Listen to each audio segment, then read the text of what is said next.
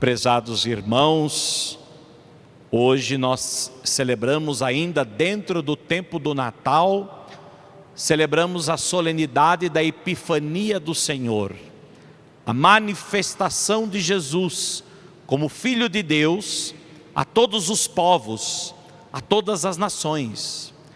Sabemos que na noite do Natal, Jesus se manifestou apenas ao seu povo judeu, através dos pastores.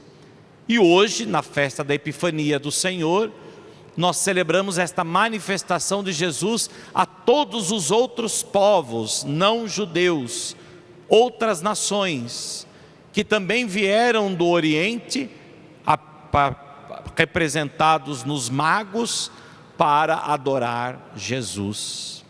Portanto, infelizmente, ou felizmente, mas mais infelizmente do que felizmente, a religiosidade popular, ela ressaltou demais a figura dos reis, né? Por isso todo mundo lembra dia 6 de janeiro, festa dos reis, mas não é festa dos reis.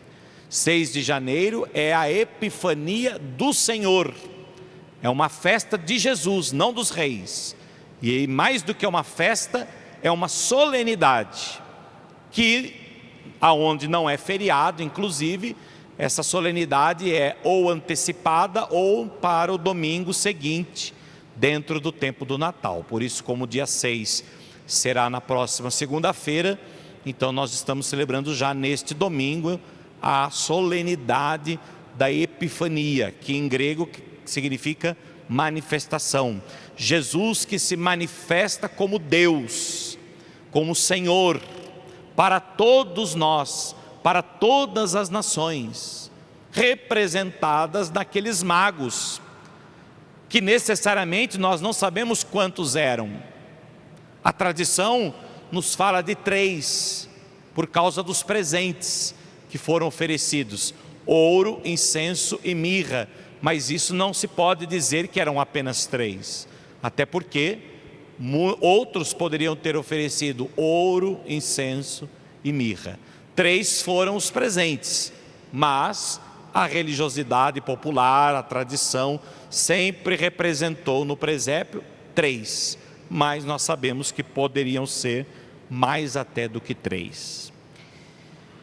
E os magos, eles simbolizam então a universalidade, ou seja, todas as nações ali representadas através daqueles magos, e Jesus então que se manifesta àqueles magos que vieram do Oriente, manifestando-se assim ao mundo inteiro. Mas o que a solenidade então da Epifania de Jesus tem a nos ensinar? Muitas coisas. O Evangelho de hoje está recheado de significados, né? O rei Herodes estava interessado no menino que os magos falavam. No entanto, a finalidade do rei Herodes não era de adorar Jesus, mas sim de matar Jesus.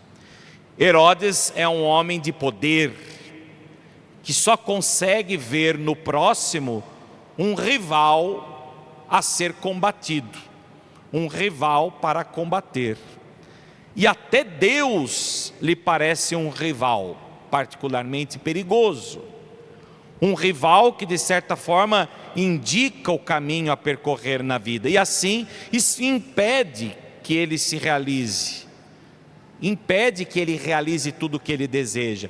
Portanto, vejam, Herodes vê no menino um rival, vê Deus como um rival, que impede ele de seguir o caminho que ele almeja, porque Deus tem um caminho próprio. Por isso ele também foi guiando os magos por uma estrela. Meus irmãos, nós poderíamos nos perguntar: existe porventura algo de Herodes também em nós? Será que nós também às vezes não vemos Deus como um rival? Sobretudo quando Deus impõe limites à nossa vida, quando Deus não nos permite viver o prazer que nós desejamos, a vida que nós queremos, né? quando muitas vezes nós traçamos um caminho, mas Deus parece nos conduzir para outro. Será que Deus também não é um rival a ser combatido por nós, como foi para Herodes? Ou será que nós estamos dispostos, como aqueles magos, a seguir a estrela, que é a luz do próprio Deus, iluminando a nossa consciência e nos deixando guiar pela vontade de Deus e não pela nossa vontade? Ao aproximar-se o Rei do céu, turba-se, pois, o Rei da terra, porque justamente é de se admirar que a grandeza da terra se confunda com a altura do céu que se revela. A grandeza da terra se confunde com a altura do céu que se revela. O homem, quanto mais apegado às coisas da terra ele está, mais difícil para ele é compreender a altura do céu. Mais difícil para ele é se deixar guiar pela luz de Deus, pela luz da estrela que quer conduzi-lo para Deus, porque ele tem um caminho próprio, ele tem uma vontade própria, ele tem um desejo próprio, ele tem um sonho que muitas vezes é grande, mas que é muito inferior ao sonho de Deus, ao desejo de Deus. Os magos são levados até os estudiosos, os especialistas, que sabiam tudo das Sagradas Escrituras. Por isso Herodes manda chamar os grandes sábios para instruir os magos. Vejam que interessante, eles sabiam tudo diante das Escrituras, sabiam tudo sobre as Escrituras, conhecem as possíveis interpretações, são capazes de citar de cor cada um dos seus trechos, e por conseguinte eles foram uma ajuda preciosa para os magos percorrer o caminho de Deus. No entanto, vejam só, eles mesmos não seguiram o caminho dos magos.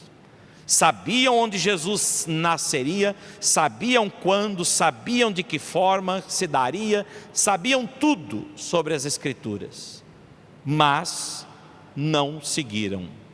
Gostavam de ser guias para os outros, indicar o caminho para os outros, mas eles mesmos não caminhavam, permaneceram imóveis, indolentes.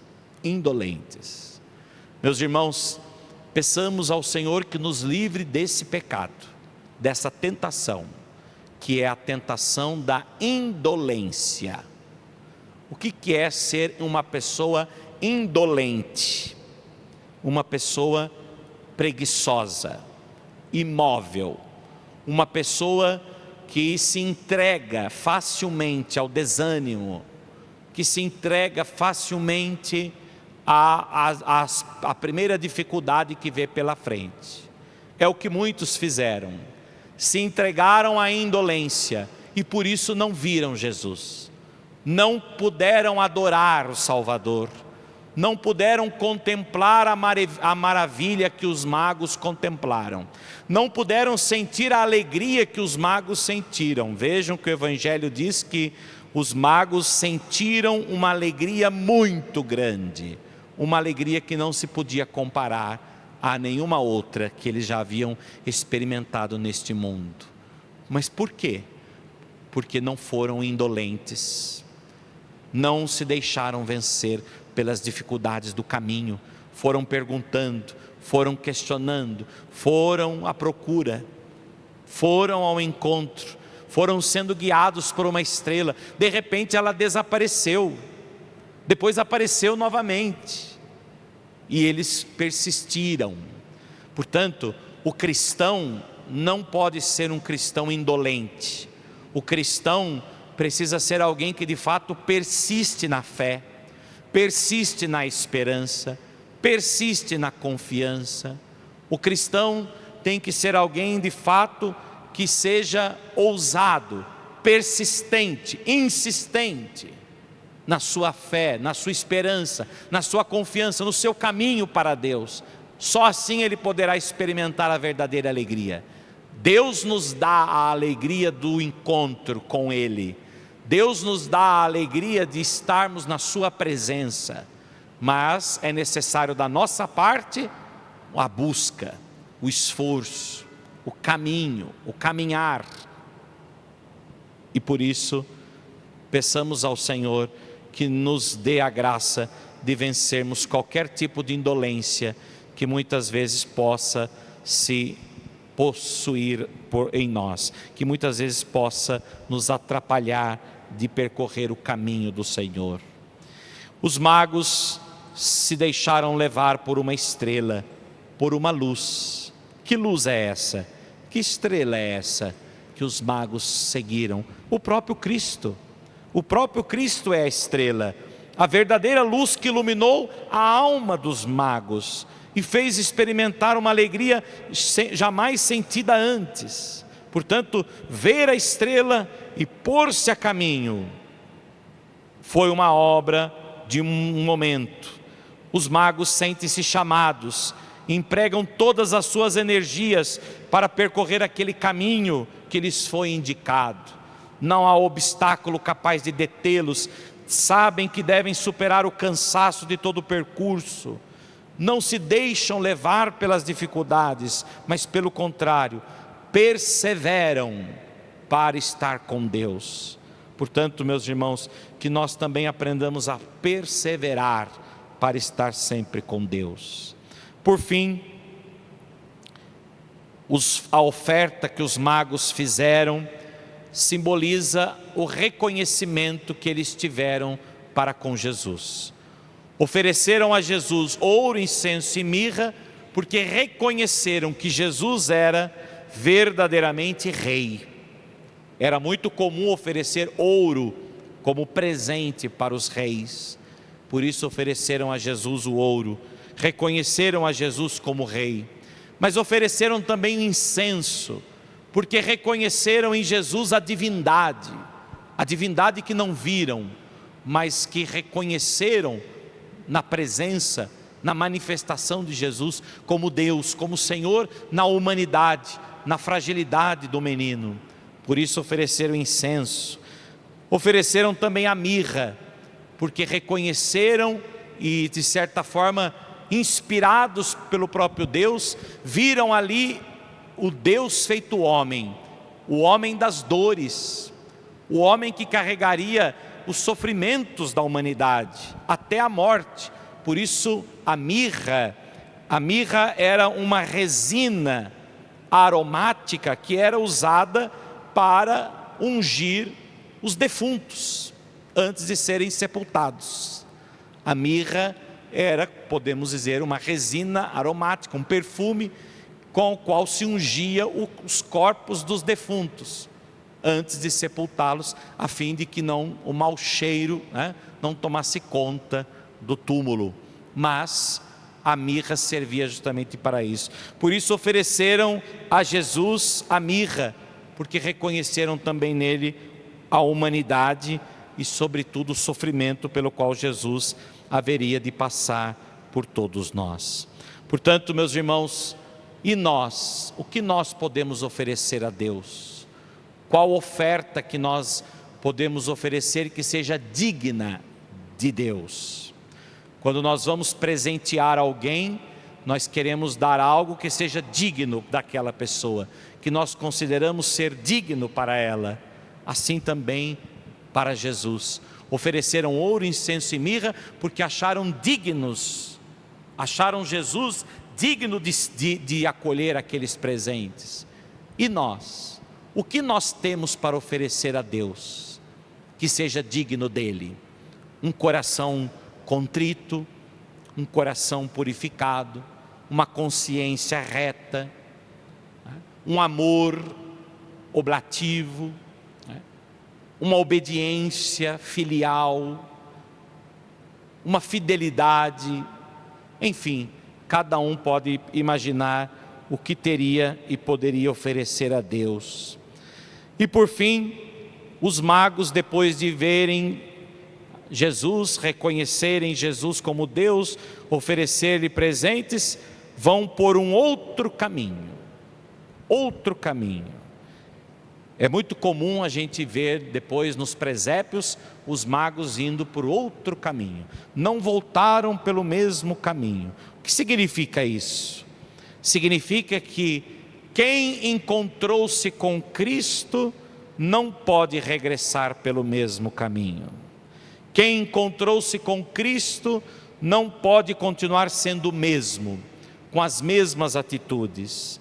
Não era possível que aqueles que vieram de Herodes a Cristo voltassem de Cristo a Herodes. Não era possível que quem veio do mal para o bem voltasse do bem para o mal. Não era possível que quem veio de Herodes para Cristo voltasse de Cristo para Herodes. Quem veio do pecado, quem veio do mal para Cristo, não pode mais regressar pelo mesmo caminho. Ele precisa agora caminhar em frente, com Cristo. Mesmo que ele venha a pecar, mas com Cristo. Não se entregar ao mal, se entregar a uma vida em pecado. Portanto, os magos, ao voltarem para outro caminho, nos ensinam que a nossa pátria é o céu. Depois de conhecerem Jesus, eles regressaram por Ele, por Jesus, não mais a sua pátria terrena, mas aquela que é eterna. Meus irmãos, certamente muitos de nós também já percorremos muitos caminhos nesta vida. E hoje estamos a percorrer um caminho mais próximo de Deus. Que nós não nos deixemos vencer pela tentação de regressar pelo mesmo caminho, mas que nós sejamos ousados, que nós tenhamos a coragem de voltar por esse outro caminho que é o próprio Cristo, o caminho que nos leva ao Pai. E neste caminho de fé, de esperança, de caridade, possamos assim percorrê-lo com toda a confiança, com toda a certeza de que um dia nós chegaremos à pátria eterna, à pátria definitiva. E assim poderemos experimentar esta alegria que os magos experimentaram, esta alegria que Maria e José experimentou, esta alegria que os pastores experimentaram, que esta mesma alegria nós também possamos experimentar. Para isso, sejamos corajosos, sejamos ousados, sejamos persistentes, perseverantes, e assim viveremos a verdadeira alegria que o Senhor nos trouxe com a sua vinda, com o seu nascimento.